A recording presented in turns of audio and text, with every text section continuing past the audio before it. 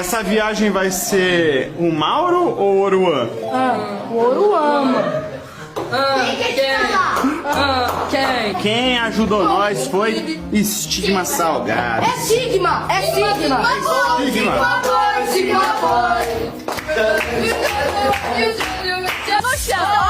Ainda bem que a casa não é minha. Viagem secreta que vai pra um lugar secreto. Triângulo! Que susto, menino! Gente, é o seguinte. A gente precisa decidir agora os quartos. Quem vai dormir? Tá passando vergonha? Passando vergonha? Ninguém Não, Ricardinho. Ela fica sempre tranquila. Ué, como não? Onde... Nossa, mas isso daqui não é um jardim, isso daqui é a Mata Amazônica. É uma boa, né? Treinar. Tira quanto? Ele falou só a pontinha, deixou o menino careca.